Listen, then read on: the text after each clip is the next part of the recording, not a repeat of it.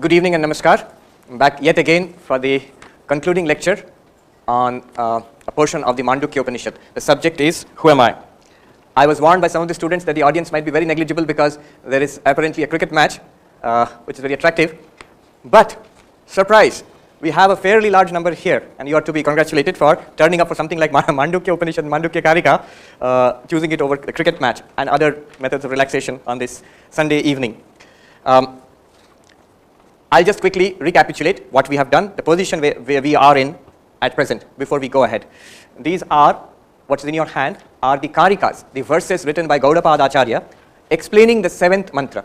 Yesterday we studied the 7th mantra, and these are the Karikas explaining the 7th mantra, which we will study today with an aim of a deeper understanding of the 7th mantra, a deeper appreciation of the answer to the question, who am I? Remember, okay, one point here, just like yesterday, there are a number of typos here. Actually not typos, certain marks have not come on the paper, especially the Bindi and the Visarga, it has not come. I will tell you when we come to the Karika how to correct it. Some spelling mistakes are there. Okay, where were we?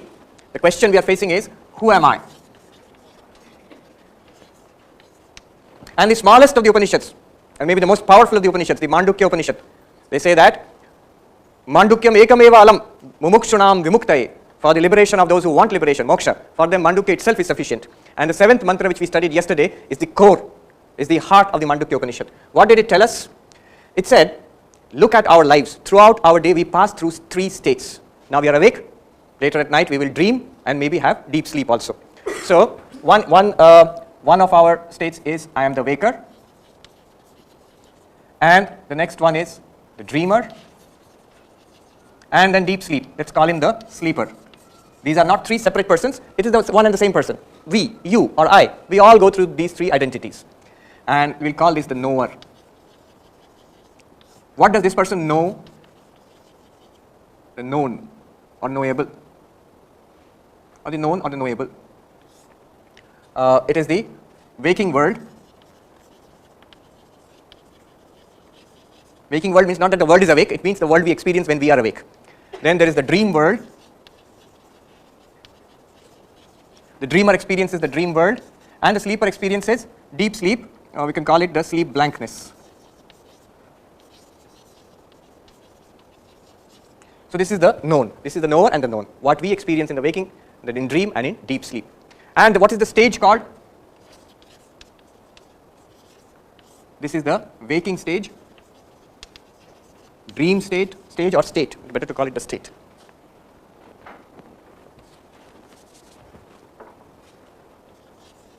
Waking state, dream state, and the sleep, deep sleep.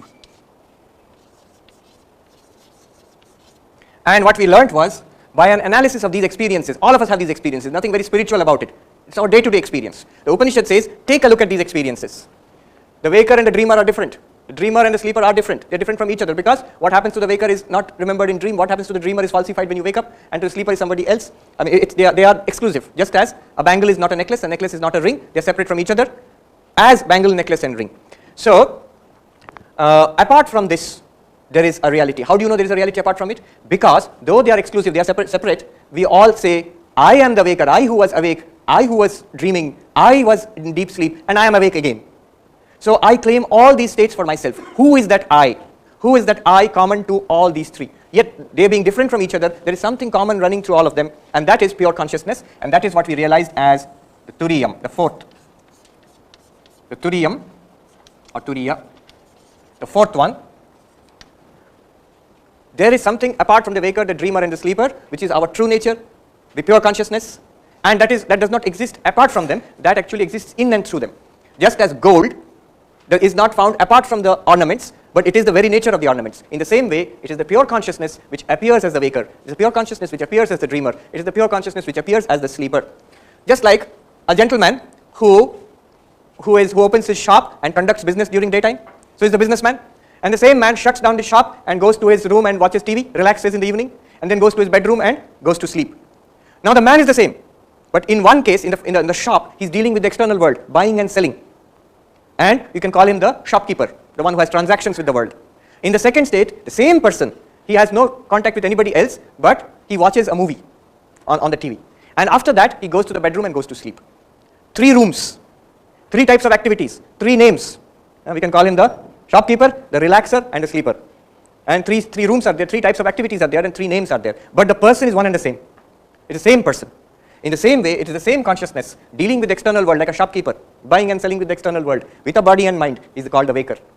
And when he goes to sleep, imagines a mental world, a world created from his own samskaras in the mind, and we call that same Turiya the dreamer.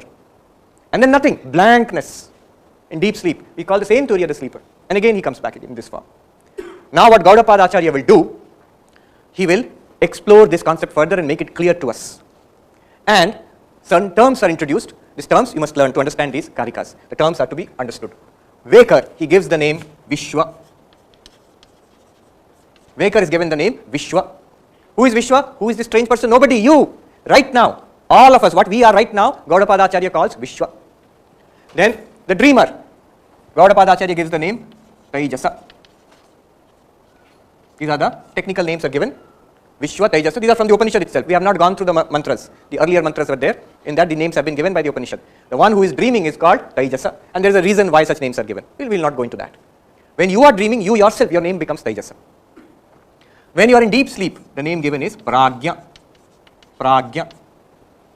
Who are these strange people? You. You are Vishwa now. When you dream, you, the same person, you are called Taijasa. When you are in deep sleep, knowing nothing, blankness, you are called Pragya. So, who am I? In waking state, I am Vishwa. In dream, I am Taijasa. In deep sleep, I the same person. I am Pragya. And these are the things which we experience throughout the day. What the Upanishad tells you is, you are none of them. You are actually in reality, in yourself. You are Turiya. Turiya literally means the fourth, number 4. Not 1, not 2, not 3, but the fourth. It is the Turiya alone who appears as Vishwa. It is the Turiya alone who appears as Taijasa. It is the Turiya alone who appears as Pragya. Okay, these are the certain terms we must learn. And then the state itself is called Avastha. Avastha, state. And the waking state is called Jagrat. In Hindi also we call it Jagrat. The dream state is called Swapna. And deep sleep is called Shushupti. Sushupti. These are the names given. These are standard names in Vedanta, in Sanskrit also. Waking is called Jagrat, dream is called Swapna, and deep sleep is called Sushupti. And what do you see there? The known object, what you see in the Jagrat is called Jagrat Prapancha, this world. In dream, you see Swapna Prapancha, created by the mind. And in deep sleep, you don't call it Sushupti Prapancha, there is no Prapancha there, but the blankness, it's a potential state. These are the terms we need to know. Now we can go ahead. What he will tell us in these verses, let me sum up very quickly. Then it will make more sense.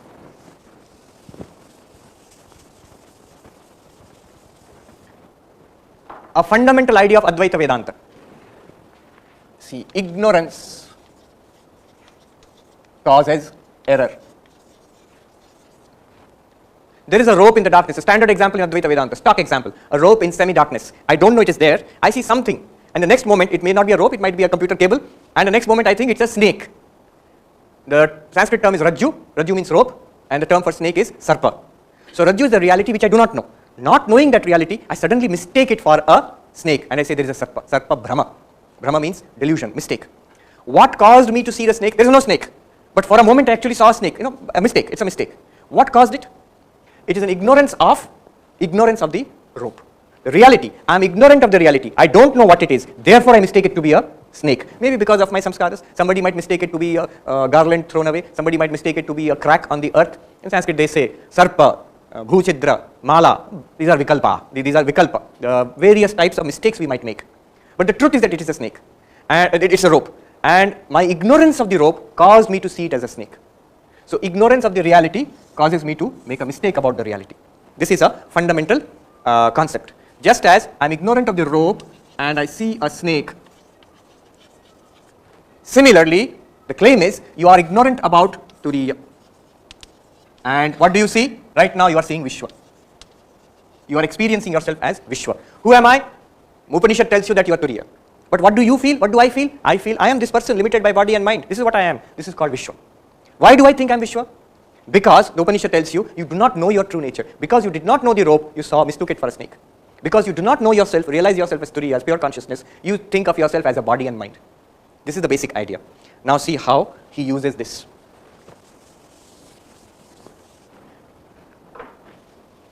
When we are awake, we are seeing this world, which is actually Turiya. The world is also Turiya, I am also Turiya. But I am seeing it as a limited knower called Vishwa, and I see the world as a Jagrat Prapancha. So I have an ignorance here about my true nature, and I am making a mistake by seeing this Turiya itself as Vishwa and as Jagrat. Okay, now let me go through this. First Vishwa, second Taijasa, third Pragya, and the fourth, the reality itself, is Turiya. What happens in Vishwa, in the waking state right now, according to the Upanishad, is we are ignorant of our true nature, and we think we are this body and mind, this Vishwa, and we see this as a world distinct from ourselves. So we have an ignorance about our true nature, and we are making a mistake. What is actually one undivided reality called Turiyam, or Brahman, or whatever you call it. We see it as a multifarious divided world. What is actually Advaitam, we see it as a Dvaita world. I am separate from you. These are separate, discrete, independent entities. That's what we experience the world as. But this is not true. The truth is that it is one undivided reality which you are.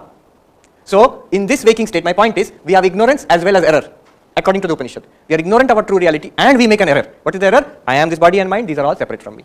I am the Vishwa, this is my Jagrat Avastha. This is the error. Which means, let us make a table here. The Vishwa, the waker, right now, do we have ignorance, according to the Upanishad? Yes. I don't know. My ignorance about what? You will say, yeah, I have lots of ignorance about my maths and about my physics and about my mechanical engineering drawing. Not that kind of ignorance. I mean ignorance about our true nature. Who am I? That question. I don't know that. I don't know the correct answer to it. Because I do not know that, I make a mistake. What mistake do I make? That I am this body and mind. So do we have an error in the waking state? Yes. So Vishwa has both ignorance and error. What about Taijasa in dream? In dream, just consider our dreams. What dreams you have? Do you ever feel I am pure consciousness in dream? We don't feel that. We just have another, like this waking world, we have another world we are constructing in the mind. So in dream also we do not know that we are pure consciousness. We are ignorant of Turiya in dream. We have ignorance. Do we have error in dream?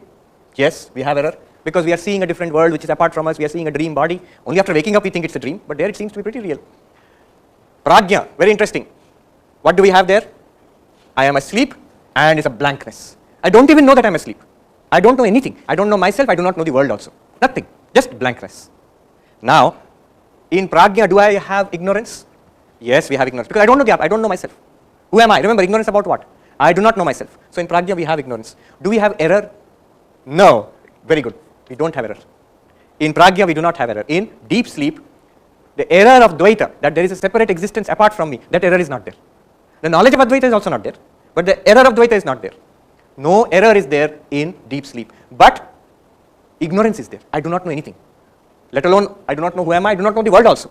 So there is no wrong knowledge, but there is no knowledge, correct knowledge also. There is nothing, blankness in deep sleep.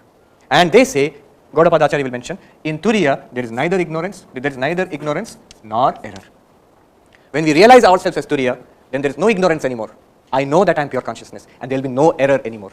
When I see this world, waking state will come again. I will see everything, but I know that it is not different from me. I am pure consciousness. What I am appears in front of me. I am one with all of you. I am one with everything that I experience. That knowledge will be there. That is why great saints and all, they have an instinctive identity with people, and they sympathize with people. They feel that sense of oneness with everybody. In Gita, again and again, you will come to this term, Samadarshana. They have, Mitra and Ripu, friend and enemy. They have Samadarshana towards all of them. Deep inside, they know, I am alone appearing in these forms. Towards wealth and poverty, they have Samadarshana. Sri Ramakrishna story is there, Taka Mati. He's throwing Mati, that means soil, into the Ganga, and also money. Samadarshana in what sense? That the one reality alone is appearing as Mati and as Taka. Not that everything will disappear. It will continue to appear the way it is appearing to you or to me. For the Jnani also, same thing appears, and but he knows the underlying reality. So for Turiya, there is no ignorance about who am I, and there is no error also. There is no error. He knows that I am all of it. When one realizes the Turiyam. All right. One more thing. Okay. Some more terms let me bring before you, then we will go on to the verses, and we will be able to understand very clearly. There are certain terms which Gaudapada Acharya uses for ignorance and error. The terms he uses, I'll just write it out for you. Ignorance, he calls it agrahanam. Agrahanam. Grahanam literally means grasping. Here it means grasping in the sense of understanding. So ignorance is agrahanam, not grasping, not understanding. In class also, when your professor teaches you, once in a while he says, have you grasped it? Grahanam is there or not? Agrahanam means not grasped it. So ignorance is agrahanam. Agrahanam about what? About my true nature. Who am I? And error he calls anyatha grahanam. Anyatha grahanam. Anyatha grahanam means not only has he not grasped who am I, he has grasped something wrong. He has not only understood the true nature of the Atman, he has not understood, but also he makes a mistake about it. From ignorance comes error. So what does he grasp? He says, I am this body and mind. If you ask him, who are you? I am this person. It is anyatha grahanam. Anyatha means otherwise. So there is wise and otherwise. Yes, otherwise grahanam. He has understood something wrongly. So in the class some students may not understand at all. I don't get what he is saying. And some students may say, I get it. But when you ask them, he's got it completely wrong. So that's anyatha grahanam. That's an error. And that comes from agrahanam, from ignorance. Another term Gaudapada Acharya will use is karanam. Karyam. Karyam. Karanam means cause. Karyam means effect. Cause, effect. Ignorance is the cause. And error is the effect. I don't know the rope, that is the cause. Cause of what? Seeing a snake. How do you know it is the cause? The moment you know the rope, that it is a rope, immediately what happens? The effect also goes away. You no longer say it's a snake. You say it's a rope. Okay. So karanam is ignorance. Ignorance is karanam, and the error will be karyam. Another thing, another term he uses, Gaudapada Acharya will see, is bijam. You can understand. Bijam means seed. So ignorance is the seed. And what is the effect? The sprout, the plant, he does not use the word ankura, we can just add it. He means this. Ankura means a sprout, seedling. So what comes from ignorance? The seedling of error. What comes from not knowing the pure consciousness? The seedling which is samsara. It's not even a seedling, it's a huge vatavriksha, the samsara we have got. A huge banyan tree. So many problems, 1001 problems. All of it has come from the small seed. Ignorance. Ignorance of what? I don't know this. I don't know who am I. Okay. And the fourth term he uses is quite shocking. He says nidra. And error he calls swapna. Nidra means sleep. And swapna means dream. Gaudapada Acharya says, not knowing the true nature is sleep. You are asleep. And the error you make, that I am this body and mind, I am this limited individual, these are my friends, these are my enemies, this is my goal in life, this is my failure, happiness, sadness, I have to do this, I have not done this, all this enormous samsara net which we have got in front of us, that error, he calls it a dream. Remember, the interesting thing is, in that case, both our waking and our dream, both of them Gaudapada Acharya would call dream. Our dreaming is error, and that Gaudapada Acharya calls a dream. Our waking is also error because we don't know the true nature. In that case, Gaudapada Acharya also says that one is also a dream.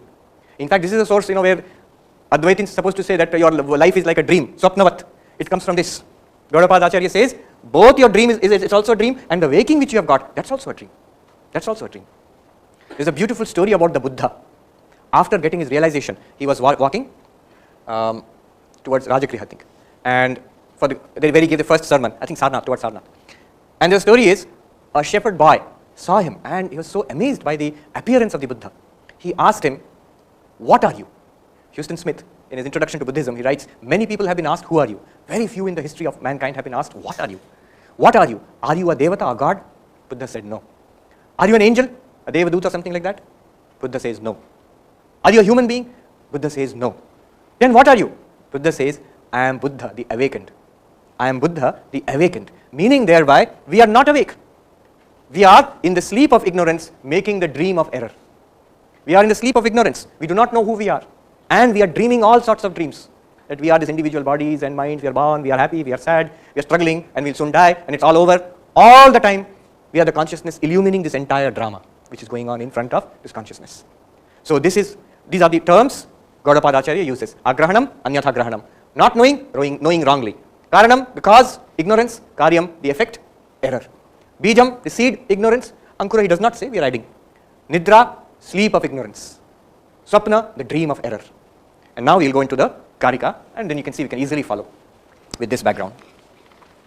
Number 10.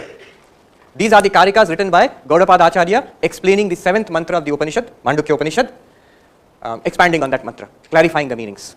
First, number 10. I will read it out and I will tell you the meaning in brief. Nivritte sarva dukkhanam ishana prabhuravyaya advaita sarva bhavanam devasturyo vibhusmritaha. There sarva bhavanam, that dot you should add, that's missing there. Nivritte sarva dukkhanam ishana. So there are some visarga and dot which is missing there.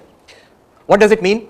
He says, Turiya, you see the word Turiya, he calls this Turiya, Ishana. Ishana means Lord, Bhagavan. What we normally call Bhagavan, he says, you are Bhagavan.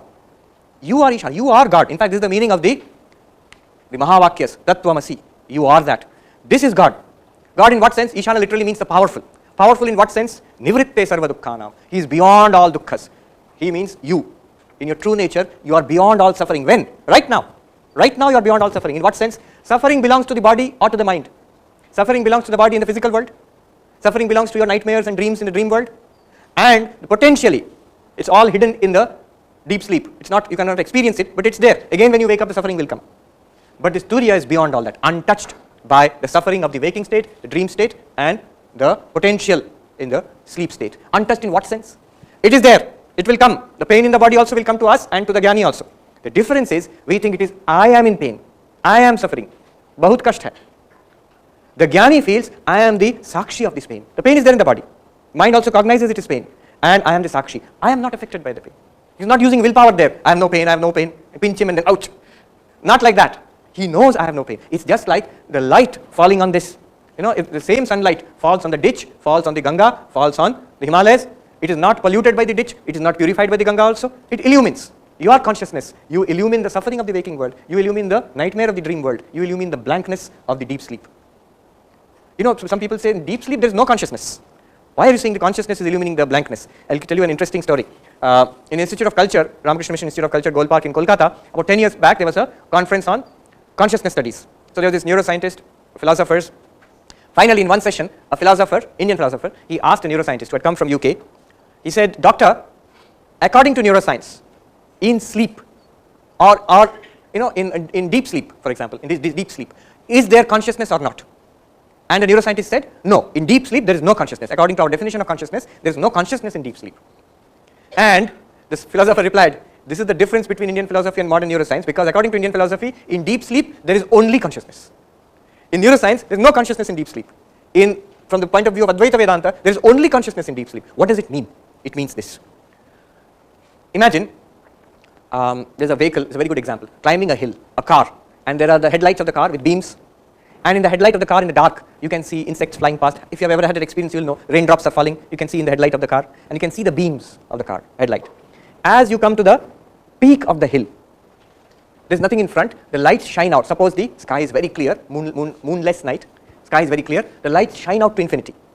There is nothing, because the atmosphere is clear, the beams will not be defined. I mean, you will not be able to see the beams of light. Nothing comes in front also, because just empty space ahead. It will seem as if the light beams are not there, because there is nothing to reflect the light. But the light is there or not? Of course it's there. The powerful headlights are on, the beams are shining out to infinity, but there is nothing in front to reflect it. So the light is there, nothing to reflect the light, so you do not see the light itself. In deep sleep what happens is, Turiya is there, pure consciousness is there, but there is no thought, no body, nothing is there which is illumined by that pure consciousness. Physical things are not there, thoughts and feelings and emotions are not there, nothing is there in deep sleep. Therefore, the pure consciousness does not reflect anything, you have no experience. Anubhava comes when there is a thing which is illumined by consciousness, then Anubhava comes. In deep sleep, it is not there. Yeah. I just wanted to comment on the scientists. What scientists say, I think it's very logical, because they are not postulating they are not assuming the existence of the fourth state. They are not. And what you are saying is also just giving the examples. Yeah. They are not establishing that there is a fourth Yeah. state. I'll come to that. And science only, assumes whether it is connected by some experience. They don't sort of imagine unless there is a good reason. Absolutely, they don't speculate. Now this is a very interesting thing. I'll come to that. The scientist takes a reductionist approach. They say that consciousness is generated by the brain under certain circumstances, and we have the experience of consciousness, and they study it objectively.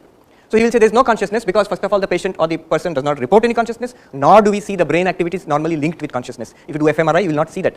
Therefore we say there is no consciousness. That is the objective view of the scientist. Now what they are saying is, you take a subjective view. What is subjective view? Take a look at your own experience. If you say that there is a brain generating consciousness, what these Advaitins will say that all that is also within consciousness. That you are seeing a brain and you are making an fMRI study, and that is giving certain patterns which you say is linked to consciousness, all that is illumined by your own consciousness. They are saying that. And not only that, it's not that they do not establish this, they say it has to be self-established by you. They are showing you a technique. What they are doing is, the waking, dream and deep sleep states are non-controversial. They are just repeating, the term is anuvada, they repeat what is our day-to-day experience. They are repeating it to you. Now one step further they go, they say, see the features of these three states. From this, something comes out interesting. The waker, dreamer and the deep sleep, They are exclusive in a certain way because the experiences are unique to each. The waker's experiences are forgotten in the dream state because nobody who dreams will at that time will not think that I am sleeping under a mosquito net there. Otherwise they cannot dream. They forget the waking state. So they have an individual experience apart from the waking state. And then deep sleep, they have an experience of blankness, which objectively might be interpreted as no consciousness. But consider this as a fact. When we wake up again, what do we say? I, the waker, I was the one who was dreaming. I was the one who was sleeping. Now, how do you know that? We assume it. We never say there was somebody else who was asleep, that there was somebody else who was dreaming, and I was not there during sleeping. We never say that. It would have been logical to say, if I am the conscious product of my brain, it would have actually been more logical to say, right now I am there, now my consciousness shuts down when I am in deep sleep, so I was not there during deep sleep. But that also seems rather strange to us. We normally don't accept that. We say that I was there during deep sleep. How I was there, I cannot explain. Now they say that it is this pure consciousness which is shining through the body and mind in the waking state, through the mind in the dream state, and the blank, no experience of body and mind in the deep sleep state. Now this has to be thought about. I'm just presenting it. I'm not saying this is conclusive, because that's why they say it cannot be established by argument. By argument you can only present the possibility. You cannot, it's not a mathematical proof where you have to come to this. A mathematical proof demands your acknowledgement, right? If you are following reason, you cannot say it may be this, but this is more like a court, lawyers argue and try to convince the jury that this is possible. So you can take it in this way, a possibility. Okay. Now, nivritte sarva dukkhanam ishana prabhu avyaya. Avyaya, unchanging. The waker, dreamer and sleeper come and go, this is unchanging. Remember the example of the station master? Trains are coming and going, station master watches. Similarly, you watch the coming and departing of these states. Advaita sarva bhavanam, very important. Sarva bhavanam literally means all existing things. Advaita, you the consciousness, you are non-dual with respect to these things. Non-dual means they do not exist apart from you. Advaita, na dvaita. There is no second independent reality apart from this pure consciousness. That alone appears as the knower and the known in these states. So Advaita Sarva Bhavanam, you the Turiya, you alone are appearing as all these bodies and minds, and you are identified with one particular mind, just like we do in a dream. This is the claim. Next, in 11 to 14, to 15, 11 to 15, what Gaudapada Acharya will do, he will compare and contrast Vishwa, Taijasa, Pragya and Turiya to establish, to show you that it is possible that you are independent of these states. There is something within you which is independent of these states. He will compare and contrast. Now using these terms, so get ready, keep these in mind, you will easily understand what he does. 11. Karya karana baddhautau ishyete vishva taijasau pragya karana baddhastu dvautau turyena siddhyate dvautau turyena siddhyata. What does it mean? Vishwa and Taijasa are associated with Karya and Karana. Do you see Karya Karana Baddhautau? Vishwa and Taijasa, the waker and the dreamer, are associated with Karana and Karya. Karanam, ignorance. Karya, error. Vishwa has ignorance, does not know that he is Atma, this Turiya, and he has an error. He thinks that I am the body and mind experiencing this. So there is error here, and there is ignorance also. That is the cause. So cause and effect are both there for the Vishwa. Even in the dream state, Karya Karana, the error is there and ignorance is there. Do you follow this? What we call error and ignorance? Ignorance is Karanam, cause, and its effect is error. That is there in the waking state and in the dream state. Pragya Karana Baddhastu. Do you remember that table which we made? The deep sleep, the Pragya, the one who is the deep sleeper, he is associated with ignorance only. There is no error. It's just like if a rope is in complete darkness, you don't see the rope. If you don't see the rope, you will not mistake it to be a snake also. It's only when you partially see the rope, you will make an error about it and say it's a snake. Similarly, the deep sleep, in deep sleep, there is ignorance. It does not know that I am Atma, or I am Turiyam.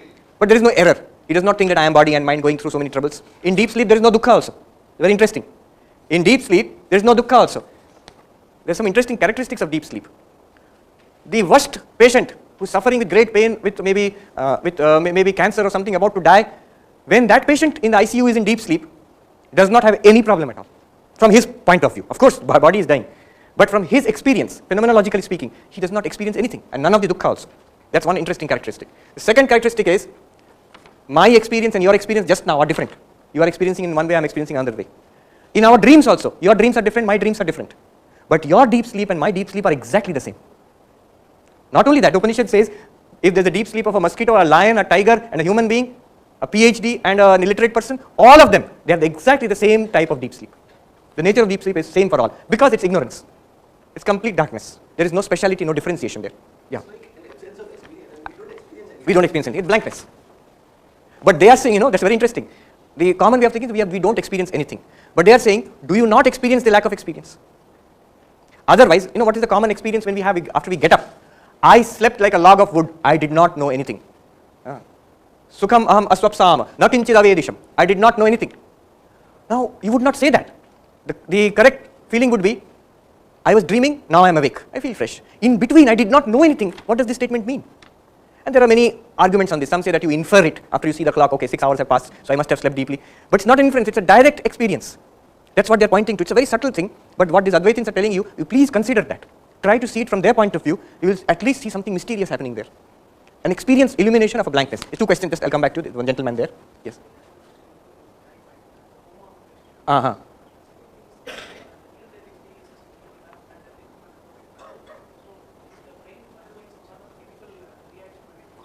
We don't know. But remember, here we are not even talking about those things. That is at an objective level. You see a physical body and a brain going through so many changes and you ask what the patient is reporting and try to come to a conclusion. Here, there is a subjective approach. What are you experiencing? And they are saying if you experience anything as a separate reality, it is error. And that is because of you do not know yourself as Turiya. That's all they are saying. What about near-death experiences? What about coma? Those things are to be worked out, no problem. What they would say is near-death experience or coma, those are all illumined by Turiyam. You are the consciousness there. Only thing is, here you don't think in deep sleep. There is no thought that I am sleeping. Thought again starts when you wake up. Okay. No realization, exactly. There is no realization also. And he will say that. There is no realization in deep sleep also. It is complete ignorance. He says here, pragya karana baddhastu. The deep sleeper is associated with ignorance. No realization. Absolutely no realization. Yes. Yeah. Okay. I'll tell you one thing. What the Zen techniques, all of them, they try to do in all these schools. They try for an enlightenment called Satori. They call it Satori. They try to short circuit thinking. Stop the rational mind and they expect an enlightenment will burst forth. But what Advaita Vedanta does, he says don't stop thinking. You are in the waking state now, hopefully. In this waking state, you reflect upon, do vichara upon, reason upon your experiences of dream and reason upon your experiences of deep sleep. Waking, dream and deep sleep, just now, in the waking state, think about it, what has happened. To realize this, you don't have to go into deep sleep. In fact, you should not go into deep sleep, otherwise you cannot realize. They say realization is possible only in the waking state, through vichara. Advaita Vedanta says this. What is then, closer to that would be Patanjali Yoga, where they try to attain samadhi by suppressing the modifications of the mind. But Advaita Vedanta says, they do not agree. They say, without any thought, if you want to exist, deep sleep is exactly without any thought. That has not led to any realization so far. Daily we are going into deep sleep. Till today we have not realized that we are Turiyam. So just going into thoughtless state will not help. But here it will, by vichara it will help. Let me give you one more example that will clarify the difference between the two. I've given this example some other time, some very senior monk used to give this example. There is a child in a village who has not seen a movie, cinema. And nowadays of course, you will not find such a child. You will not find such a child who has not seen a cinema, but suppose there is. And the father takes him to a city to show him a movie. And on the way the father tells the child, beta, you know what is a movie? There will be a screen, which was there just now, and there will be light projected on the screen and you can see so many pictures on the screen, पर्दे पर वो छवि दिखेगी आपको, and that is a movie. The child says okay. Then they go into the cinema hall. Now imagine, here is the interesting thing. When they enter the cinema hall, the movie has already started. So when the child first sees, he already sees pictures. So for some time he enjoys the movie, like all of us do. And then he asks a question to the father. Papa, ये screen कौन सा है? Screen कहाँ है? आपने बताया था, you had said that there is a screen on which the pictures are there. He asks this question, spiritual question. We enjoy the world. After some time, after a lot of enjoyment and experience in the world, we come to Mandukya class. So it's basically asking the same question. Where is the screen? You talked about a screen. And the father says, here in front of you, सामने है. There is a screen in front of you. And the boy says maybe some Kurukshetra war is being shown, Mahabharata or something. And he says, सामने, so that Krishna, Arjuna, that is the screen. नहीं, behind them, उसके पीछे, behind Krishna and Arjuna. Behind Krishna and Arjuna, वो जो रथ है, the chariot, that is the screen. नहीं, उसके भी पीछे. उसके पीछे वो कुरुक्षेत्र युद्ध क्षेत्र है, वो स्क्रीन है. उससे भी पीछे, अरे वो तो आकाश है, उससे भी पीछे. आकाश से पीछे मतलब कुछ नहीं है. नहीं, कुछ नहीं, ये सब कुछ है स्क्रीन. ओ, कृष्ण, अर्जुन, रथ, आकाश, कुरुक्षेत्र युद्ध, ये सब कुछ स्क्रीन है. नहीं, उस सबको छोड़ दो, निकाल के जो रहेगा वो स्क्रीन है. सबको हटा देंगे तो कुछ भी नहीं रहेगा, तो स्क्रीन कुछ भी नहीं है. This is the problem of the father. What will he point out to as a screen? Because wherever he points, there will be a picture. There will be a picture. I say, this is Turiyam. You will say, oh, this guy is Turiyam. No, the background is Turiyam. Now there is only one way. One way the child will understand is when the movie stops for the interval, the pictures stop, the lights come on. Remember, when the picture stops, the lights are off, darkness. So neither the screen is seen, no pictures are seen, and hall is also nothing is seen. That is Sushupti, deep sleep. When the lights come on, he sees the screen. He understands. He understands. That is Samadhi. where you stop the pictures completely and you get an intuitive realization, this is what the reality is. But what Vedanta tells you is, you don't have to stop the movie. Stopping the movie takes a lot of effort. You don't have to stop the movie. Isn't it possible here, when I show you the screen and the pictures, isn't it possible to get an appreciation of what the screen is, in spite of the pictures? Remember, the little boy, when the movie starts again, he will never ask the question, what is the screen? Although the pictures are there, he knows very well what is the screen. Now the screen is completely covered with pictures, but the boy understands what is the screen. Similarly, in Advaita Vedanta, what happens is, in this waking state, when we think ourselves as Vishwa, as this body and mind, by vichara, we try to understand and appreciate what is the background reality, what is the screen here. If you can get it right here, then you don't need samadhi. But samadhi is very powerful. Sri Ramakrishna says in one place, samadhi na hole thik thik hoy na. Unless you have that experience, you will never get a firm conviction about it. So, what you realize by this may be strengthened by samadhi, but the realization is possible here in this waking state through this process. That's what Advaita Vedanta claims. By reasoning alone, you can at least learn to appreciate that there is a background consciousness, which you are. That's the point. Let me go and finish these other karikas. Now we come to exactly what you are saying. There is no realization here. Number 12. Natmanam na param chaiva na satyam na pichanritam pragya kinchana samvetti turiya tat sarvadrik sada. The pragya, the deep sleeper, does not know itself as Atma, or as the pragya also. It does not know the world also. It does not know the truth that I am Turiyam. It does not know the false Anritam, the false world which is appearing, that also pragyam does not know. Na kinchana vetti. It does not know anything. That is the state of the deep sleeper. And how is Turiya different from it? Turiya tat sarvadrik sada. It always illumines everything. It is self-illumined about itself and about the world. It is like the movie hall where the lights have come on. It knows. Okay. Then 13. Dvaitasya agrahanam tulyam ubhayo pragya turyayo bija nidrayutah pragya sacha turyena vidyate. The 13th one tells you basically Dvaitam, a separate reality, error. Separate reality is not seen by the pragya and by Turiya also. The pragya does not see anything, no Dvaita, something separate from itself does not see, just as we see in the waking state, in deep sleep we do not see anything. Turiyam also does not see anything separate from itself. But the pragya is associated with nidra, with this one, ignorance, blankness, whereas Turiya does not have that blankness. This is the difference between pragya and Turiya. Pragya also does not see Dvaita, Turiya also does not see Dvaita. But pragya is covered in darkness, where the Turiya illumines everything. It sees everything as itself. Swapna nidra yutau adyau pragyas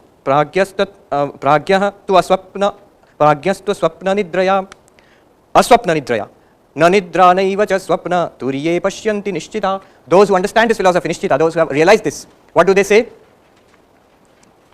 Adyato, Vishwa and Taijasa. This is number 14. Vishwa and Taijasa, they have swapna and nidra. They have ignorance and error. And pragya has only nidra. Aswapna nidra has sleep without dream. That means ignorance without error. And na nidra, naiva cha swapna, turiye pashyanti nishchita. The turiyam has neither sleep nor dream. Sleep means ignorance and dream means error. Same point, it's being repeated. Then number 15. Anyatha grinhata swapno nidra tattvam ajanata viparyaseta yokshine turiya padamashnute. Anyatha grinhata swapna. What is swapna? What is dream? Anyatha grahanam. Wrong understanding, mistake. Seeing a rope as a snake, anyatha grahanam, that is a dream. I do not know the reality, I see an error. I see a dream world. Anyatha grinhata swapna. And what is nidra? Nidra does not mean snoring at night. Here nidra means tattvam ajanata, does not know the reality, ignorant. Nidra means ignorance and swapna means mistake. Viparyaseta yokshine. When ignorance goes away, how do you remove these?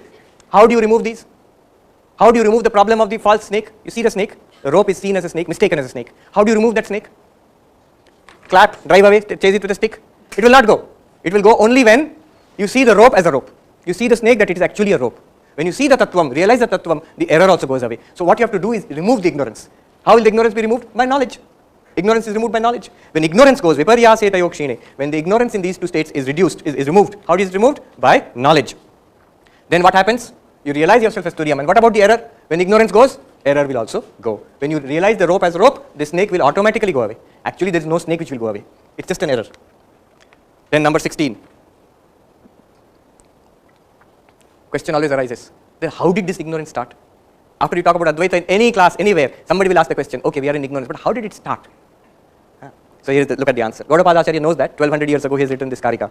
Anadi maya supto yada jiva prabudhyate ajam anidram aswapnam advaitam buddhyate tada. So there is advaitam, it should be. This jiva, we the individual, who I am thinking of myself as Vishwa, the waker, one in ignorance. Anadi mayaya supta, asleep in ignorance due to maya. Since when? Anadi, beginningless. Beginningless. When did it start? No, did not start, beginningless. That's illogical. How can ignorance be beginningless? But actually it's not illogical. In fact, all ignorance is beginningless. Let me ask you. If I ask you, sir, do you know German? You say, no. You are ignorant about German? Yes. Since when are you ignorant about German? Since my birth. Oh, so before your birth you knew German? No, your ignorance about German is anadi, beginningless. But it has an end. When does it end? When you take up a book on German and start learning German, a little bit of German you know, to that extent your ignorance about German goes away. So, ignorance is actually anadi, beginningless. But it can end. When knowledge comes, it ends. He says, anadi maya supta. You cannot say since when we are in ignorance. Yada jiva prabudhyate. When the jiva awakens. You look at the words Buddha. From that Buddha has come. When the jiva awakens. Then what does he realize? The next word is so wonderful. He realizes, I am ajam. Ajam means unborn. Anidram, the sleepless. Does not mean insomnia. It means I am without sleep. Aswapnam, without dream. Now you can understand, you can immediately map it. The big fact about the physical world is the body. And it is the body which is born. He says, I am never born. Ajam, he realizes. When he wakes up, to knowledge, he realizes, I am ajam. Ajam means, I am not born. Mera janm hi nahi hai. The body is born. I am not the body. There's a funny story about this. One of our Swamis, he had long discussions about Punarjanma, whether it's logical or illogical, whether it's possible or not possible. Then he went to an Advaitik sadhu.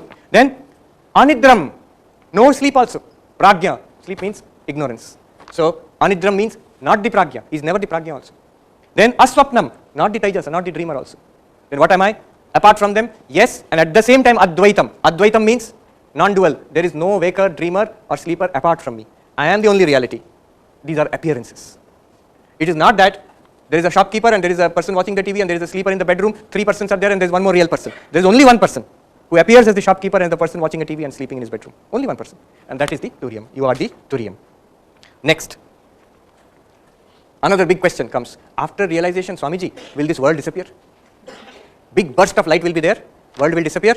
A body, mind, nothing will be there. When people ask, this is a silly question, but people ask, will the body live after I get to realize Brahman? Of course the body will live. Body will go on as it is. The world will also go on as it is. When you realize the sky is not blue, after that you open your eyes and look at the sky, what do you realize? What do you see? You see the sky is blue. The experience will continue to be the same, but your understanding will be completely different. Your understanding and your realization, your feeling about it will be completely different. That's the point he's making now. Very interesting verse. Will the world go away after realization? What does he say? Prapancho yadi vidyeta nivarteta na samshaya maya matram idam dvaitam advaitam paramarthata. Beautiful verse. You know what he says? He is being humorous here. Will the world go away when I realize Brahman? My body, mind, everything will go away. I will be light, Turiyam.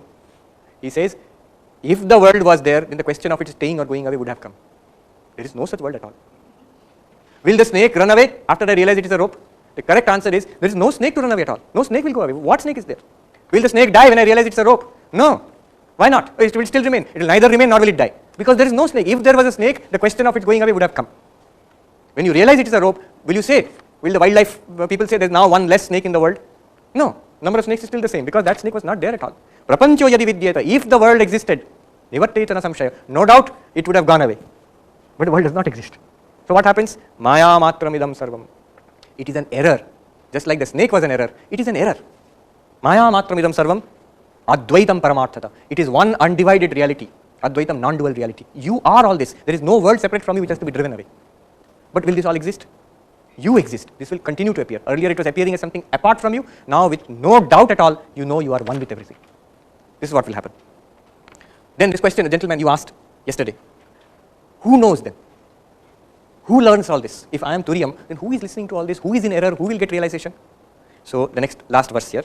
Vikalpo vinivarteta kalpito yadi kenachit upadeshat ayam vado jnate dvaitam na vidyate.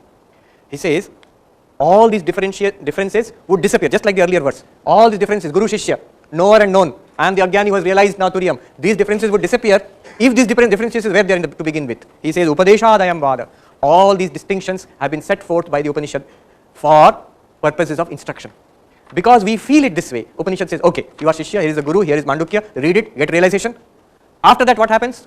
Today in the verse we saw Nirvana Shatakam, na gurur na shishyam, na mata na janma na bandhur na mitram, na gurur na shishyam, chidananda rupaha shivoham shivo. Oneness comes then. The guru of Janaka Raja, he told him, I will give you Advaita Jnana, but first give me Guru Dakshina. Why? Because after Advaita Jnana, there will be no Guru and Shishya. You will not give me Guru Dakshina. So first you give me Guru Dakshina, then I will give you Advaita Jnana. This is joking. But the point is, these distinctions, they will continue to appear, but you know in reality there is no separate knower and known, no separate Guru and Shishya. To give an even deeper analysis, your question is not wrong. If you see this philosophy, that question is a fundamental question then. Who is the knower in this case? In the 13th chapter of Bhagavad Gita, in the Shankara Bhashya, there, after a long discussion, the Purva Paksha asks this question. Who realizes this? Who gets mukti? Turyam is the only reality. Turyam is ever free. So who gets mukti? Who realizes this truth? And Shankaracharya gives a very interesting answer. He says, why are you asking? Why are you asking? Then the answer is that, the question was, who is in ignorance, who gets knowledge? That's the question. Shankaracharya says, why are you asking? Because I don't know, I want to know. If you don't know, you are in ignorance. Yeah, then you are in ignorance. Then who am I? Yes, come to this. Who am I? I'm explaining this to you. It seems paradoxical. And in fact, this is the mark that there is something wrong here. Not in the philosophy. There it is Maya. And this is a sign of error, that if you logically probe it, at one place you will come to fault lines. In fact, all these philosophers, Nagarjuna for example, even Shankaracharya also, you examine the world logically, you will come to endless logical inconsistencies. They are known by, you can't call them antinomies of reason. You pushed it. Even the question of, an example, small example I'll give. Relation, father and son, Guru Shishya, knower and known, A and B. Relation always presupposes two terms. A and B, Guru and Shishya, suppose, father and son, or knower and known. Okay? Relation between two terms. So here is A, one term, B is another term, R is the relation between them. Okay. Now, when this is posed, Shankaracharya raises the question, is this real? Yes. This is real? Yes. Is the relation real? Yes. In some sense, relation also is real. Then if these are two terms, then what is the relation between them? What is the relation between A and R? What is the relation between R and B? You will again have to posit one more relation here, isn't it? If this is one entity, these are two entities, there is a relation between them. Then what is the relation between this entity and the relation itself? You have to posit one more relation here. Same problem will come here. And you end up with a regression. With a regression, regresses ad infinitum. The kind of logical inconsistency. So this can be argued about, but what they are saying is, this is a sign that there is some kind of problem with our view of the world. It's some inconsistency that you come up. When you probe deeply enough, you come up with inconsistencies. Western philosophers also, Bradley, the book Appearance and Reality, Kant also, they all come up with this. And in our ancient times, Shankaracharya, Nagarjuna, the Buddhist, Shunyavadi, Sri Harsha, great Advaitin, they all come up with these ideas that if you probe deeply enough, it turns out to be very inconsistent. There are deep inconsistencies in the world. And that shows that we do not understand something fundamental about the world. In any theory in science also, if you come up with several inconsistencies, fundamental inconsistencies, it means something more fundamental is there to be discovered. You have not yet come to a complete understanding. Okay, so these are the karikas in explanation of the Mandukya Upanishad mantra number 7. I have spoken enough, more than 1 hour. We'll conclude here. I'll take questions if you have patience. Yeah, questions. Yeah, there's a question. Yeah, you need the mic? Okay, just give me the mic. Yeah.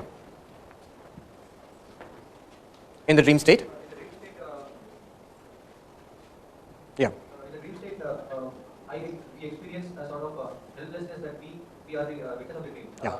We don't create the dream as such, because whatever is there, we see it. True. Because we don't get, usually other than dreams, we don't get what... Lucid dreaming, you don't get what is called lucid dream. That means you don't generate the dream. It's not like a movie which you're directing. It's not like that. So it's given to you. That way we have an experience of somebody who is showing us a dream. Yeah. So that doesn't come into all these things. It is said here that you have to see that you live in the dream. So what does that talk to understand that? Because you experience the dream, isn't it? Just as you're experiencing this, you experience the dream. I'll give you the logic here. Instead of looking at the things experienced, look at the experiencer. Instead of looking at that side, look at this side of the equation. Look at it this way. You are now looking at this Swami. Now you look at the table. Now you look at the wall. There are 3 objects you see one after another. Your consciousness plus this name and form is your experience of this Swami. Your consciousness plus this table name and form is your experience of the table. Through your consciousness plus this wall name and form is your experience of the wall. Table, Swami, wall, they are different from each other. But what continues through all these experiences of yours is your consciousness. The objects are different, and that is happening throughout the day, isn't it?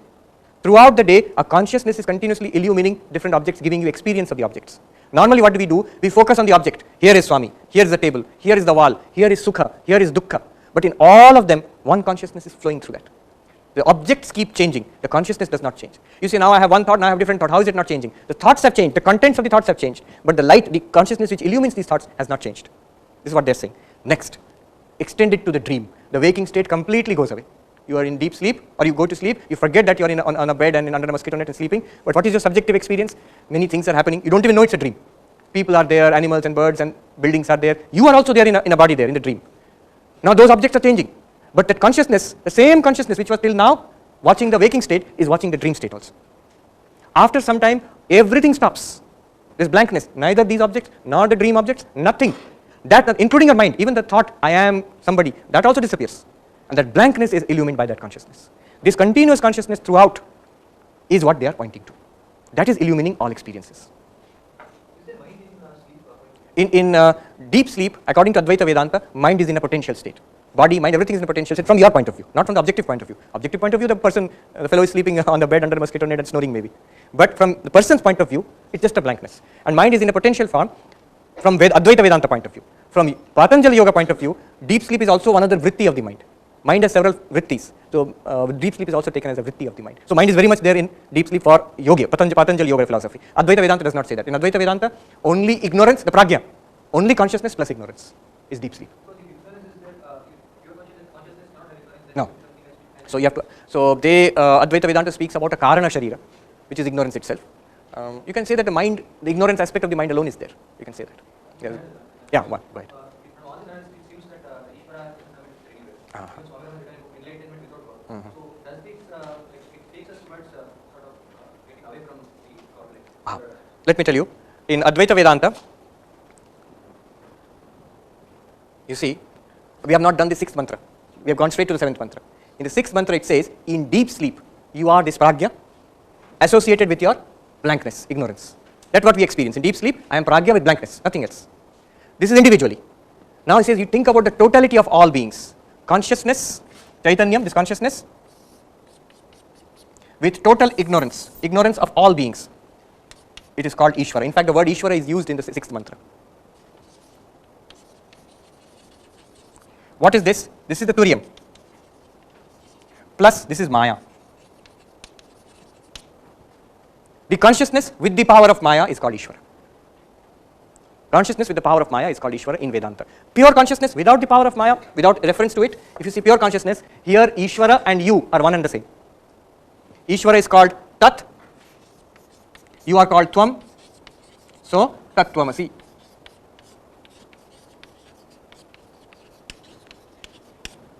You are that. You know what Tat refers to here? Ishvara. You know what Tvam refers to here? You. Now, if you say you are Ishvara, it does not make any sense. How can I be Ishvara? I am not Ishvara from the point of view of the waker or the dreamer, as an individual body and mind. I am not Ishvara, certainly not. I am an ordinary being. I have no idea who is Ishvara. But if you disregard the bodies and minds, if you take the consciousness alone, it is the same being. That same consciousness with the power of Maya creates this entire universe is called Ishvara in our religion. The same consciousness, if you take the individual Karana Sharira and individual Sukshma Sharira, is called one Jiva. If you disregard these are called Upadhis. If you disregard these Upadhis, take the consciousness itself, you and Ishvara are Abheda, one and the same. This is the meaning of Tattvamasi, you are that. This is the meaning of the Mahavakya and the Upanishads. Tattvamasi, you are that. Aham Brahmasmi. Aham Brahmasmi in what sense? Aham, I the individual, Brahman, Saguna Brahman, there is a whole technique he knows, Lakshana is taken. And it comes to the pure consciousness. This pure consciousness is the essence of God, is the essence of you. One Sufi poet put it very beautifully. Advaita Vedanta, but the Sufi poet says, from an Islamic point of view, such a wonderful thing he says. He says, when I searched for Allah, I found only myself. When I searched for myself, who am I found Allah. So beautifully it is stated. When I searched for who am I found Allah, God. When I searched for God, I found no God, I found myself only. Both ways it's leading to this thing, Turiya. Any other question? Yeah. Yeah, it's coming up. One is that they say that the universe is made up of Akash and Prana. So where does this Turiya fit into that? Yes. Universe made of Akash and Prana, or the universe made of so many hundred and certain number of elements, or particles, or strings, or whatever. All that is nothing but an appearance of Turiya. And I am not saying it just like that. The Upanishad says it. In Taittiriya Upanishad it is said, Tasmad va etasmad atmanaha akasha sambhuta. From this Atma, Akasha was projected. Akashad vayu, vayu ragni, ragni rapa, adbhya prithvi. So he says, the Upanishad says, from this Atma, Akasha was projected. Projected means what? From Atma to Akasha, how does it come? It is Atma alone misunderstood, error as Akasha. And from Akasha, Vayu, Agni, the Jal, Prithvi, and the combination of this world. So in modern science you might say various particles, or you might say superstrings or whatever. So it is the Atma alone appearing in all these forms. And a very interesting article has been written. This one, Ram Subramaniam, he's a professor of physics in IIT Mumbai. I think, Ram Subramaniam. He's written an article with another researcher, concept of Akasha in Indian philosophies and modern science, space. So very interesting article. He'll consider various aspects. But the basic idea is, you yourself, the consciousness, you are appearing in all these forms. Let me give you an example. If I keep a mirror here, what will you see in the mirror? You will see all these young boys and girls and the gentlemen, ladies sitting here. You will see the tables, chairs, fan, light, everything. You will see the whole room reflected in this mirror. But actually, what is there in the mirror? There are no human beings, no table, light, chair, fan, nothing. What is there in the mirror is just glass. That glass is appearing in all these forms. Now you might say, because it's out there, it's being reflected. Forget that aspect. Just take the glass. Or you take the computer monitor. Inside that you can see so many things. Whatever you want, you can see in there. But actually, what is there? There is no cars, roads, people, stars and planets. Nothing is there in that. It's just glass. It's just a monitor, a TV screen. Similarly, in pure consciousness, all this is projected. Swami Vivekananda puts it very poetically. It's a song of the Sannyasin. He says, one alone exists. In him is Maya dreaming this dream. One alone exists. In him, in Turiya, is Maya dreaming this dream. Dream of what? Bodies, mind, samsara, janma, mrityu, sukha, dukkha, everything. But actually, it's realized as one reality. And sir, what is the use of all this? I mean, what does a yogi seek basically? If you say what is the use, the use is in fact the greatest possible use. What anybody is seeking, we are seeking only two things. We are seeking overcoming of suffering and getting bliss, ananda, happiness. In life, that's all we are trying to do. Not only human beings, even an animal is trying to seek happiness and overcome sorrow or suffering. And all of us, in all that we do. Our highest research to the most erudite scholar, professor in his laboratory, to a beggar on the street, all of them are simply trying to avoid unhappiness and trying to get happiness. The objects in which we put our efforts are refined or gross. Now, what Vedanta tells you, what is the goal? The first question they ask, what is the use of all this? Prayojanam, kim prayojanam, what is the use? They say use is atyantika dukkha nivritti paramananda praptischa, complete cessation of sorrow and attainment of bliss. That is the goal. There can be no higher goal. There can be no higher goal. Yeah. We'll take. Let me finish this. Yeah. Sir, but Swami Sarvapriyananda also said that everything comes in circles. Yeah. So if I am happy at the moment, I will be sad some other time. Yeah. So how can I get permanent happiness? Yeah. Permanent happiness is not the happiness of the waker. The happiness of the waker is the happiness in the mind. What we talked about. मैं बहुत दुखी हूँ. तुम अपने दुख को जानते हो. You experience your misery. Then you are not miserable. You are the knower of the misery in your mind, right? So that sukha and dukkha, the happiness which comes and goes in the mind. That's what most people are chasing. When you realize the Turiyam, it is not that you will go around with a, like a permanent smiley. Not that. You'll go around with a big smile on your face. What happened? I realized Turiyam. No. What happens is you transcend the mind. You realize yourself as something apart from the body and mind, the reality, which by nature is happiness, which by nature is joy. That is bliss. That's why they use the term bliss instead of sukha. That is beyond sukha and dukkha. You remember today in the morning we did that Nirvana Shatakam, Chidananda Rupa Shivoham. There he says, na saukhyam na dukkham, neither sukha nor dukkha. Okay. Then what? Chidananda. Then he uses the word ananda. I am ananda. And what? It's the difference is like this. Experiencing sukha and being ananda. What's the difference? It's like I have a face and I see it in the mirror. When I see it in the mirror, it's my face is reflected in the mirror. Here what happens is, when our innate ananda is reflected in the mind, we get what is called sukha. And we chase that. That's what we normally understand as happiness. But when you realize yourself as Turiyam, you are no longer dependent on the mind. It's like, I know that I have this face. I don't always need a mirror to keep on looking at my face. If the mirror goes away, my face is still there. If the mirror goes away, my face is still there. So you realize yourself as Ananda Swarupam. Swami Vivekananda puts it very beautifully when he says, what is the meaning of Satchidananda? It is not that the Atman exists.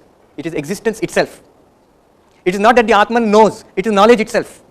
It is not that the Atman is happy. It is happiness itself. And that takes some time to explain, but you can understand in these terms. Okay, I'll leave it at that. Question?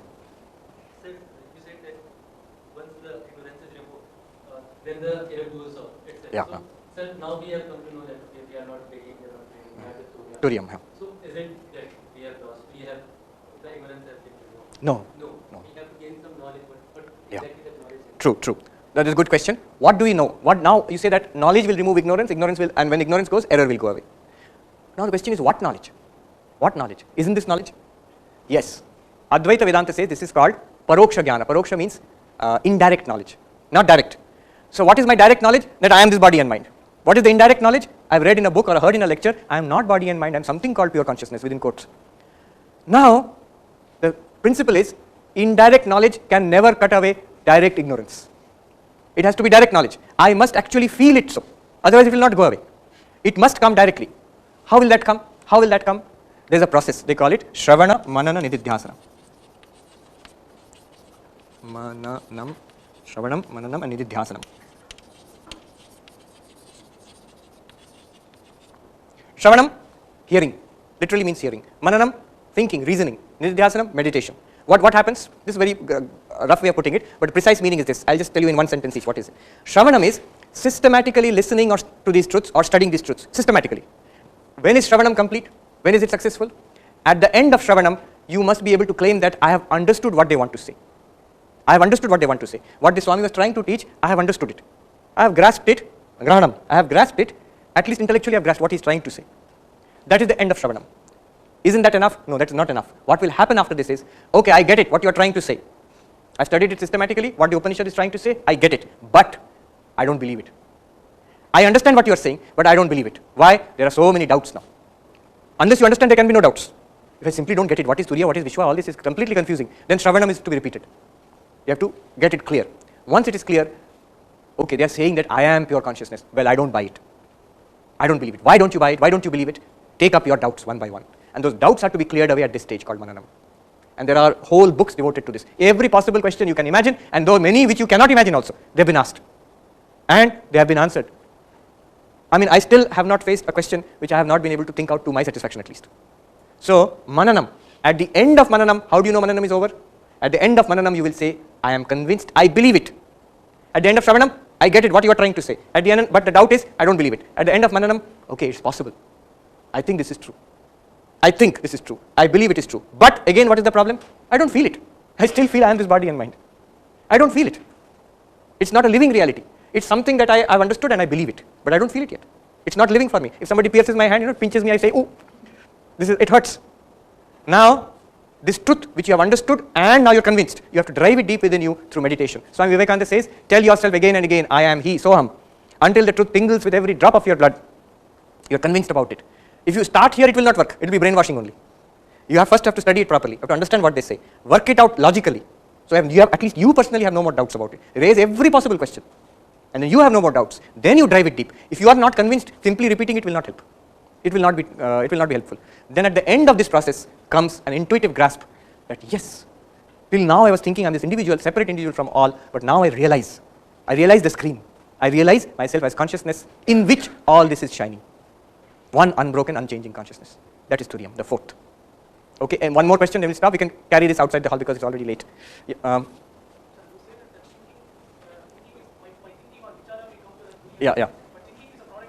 Yes. Yes. Okay, you can look at it that way. Actually, in Vedanta, they say the mind is independent of the brain. When they say Jivatma, you say Punarjanma and all that. So consciousness plus the mind goes from body to body. So when the body goes, the brain also goes with it.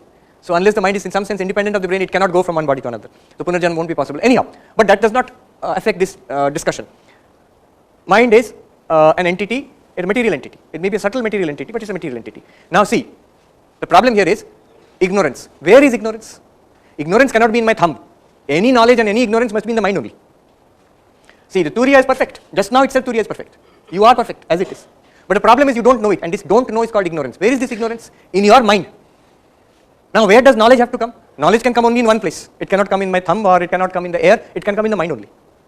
And the principle is, where there is ignorance, there knowledge must come. About which there is ignorance, about that knowledge must come. Two principles. The ashraya and the vishaya of ajnana and jnana must be same. The ashraya and vishaya of jnana and ajnana must be same for jnana to destroy ajnana. What does that mean? Ashraya means where there is ignorance. There only knowledge must come. So my guru's jnana cannot destroy my ajnana because ignorance is here. And Gaudapada Acharya or Shankaracharya's jnana cannot destroy my ajnana. Jnana must come here itself. Then only it will destroy my ajnana. It is in the mind, it's not in Turiya. Now, the second point, the vishaya also must be same. I have ajnana about physics. If I learn biology, my ajnana about physics will not be destroyed because the vishaya of that ajnana is physics. So I must get knowledge about physics.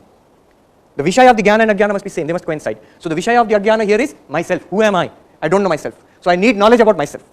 That will destroy the ignorance about myself. And both of this must come in the mind only. Ignorance is in the mind, knowledge must also come in the mind. There the ignorance is removed. The problem is now, it's like your grandfather has left you 1 crore rupees. So you are crorepati. But if somebody asks you, why are you begging for money? It is true that my grandfather left me 1 crore rupees, but which bank it is in, where is the passbook, I don't know anything. So you are crorepati, but you have to beg. Similarly, you are turiya, you are beyond samsara, no dukkha can touch you, but you are miserable samsari. I feel horrible, I am suffering from day to day. Even if I am turiya, it's not available to me because it's clouded by my ignorance. I don't know it. That's all. They say that any type of intellectual arguments cannot make you come out of the suffering. Yeah. So in that case, they automatically ask you to sit in meditation for long hours and depending upon the True. tone of Buddhism. Yeah. So is it a shortcut to the meditation which you are talking about? In Vedanta, the position is this. It's a good question. In in Hindu philosophy also, the yogis say this. When you study all this, yogis say you are just distracting your mind. Distracting. Don't distract. Calm down your mind, sit quietly, you will get realization. Don't read so many books or attend lectures. That's the same philosophy what you are saying. But in Buddhism there are other schools. There is the Madhyamika school, the Tibetan Buddhists. For the Madhyamika school, the entire thing is based on reasoning. Now, Advaita Vedanta, what it tells you is Shravana, Manana, Nididhyasana. Hear these truths, grasp them, reason, then meditate upon it. What Advaita Vedanta discourages you, simply sit quietly. That will not help. Just as in common sense, I want to master mechanical engineering or something. Now I'll say, okay, I'll sit quietly. Won't help. Won't help. You'll be in trouble, deep trouble within a few days. So you have to get back. One Swami put it very beautifully. He said, no, the Buddhists say, no, one intuitive feeling will come. So one Swami put it very beautifully. He said, we don't believe in intuition, we believe in tuition. Yes, so in Vedanta, meditation is important, very important. But you grasp the truth, be convinced about it, then stay there. That staying meditation, at that level, meditation is helpful. Then you stop reading books and the truth which you have grasped, try to assimilate it by staying in the truth. That I am the Turiyam. I have understood it, I believe it, now let me feel it. Their meditation is helpful. It's called Nididhyasana. That is the approach of Advaita Vedanta. But in Hinduism, Patanjali Yoga will say, no, what you said is correct. It will sit only quietly in meditation. Okay, we'll just leave it here. Should we wrap up now? It's 8 o'clock. Thank you very much. I had a wonderful time here and I hope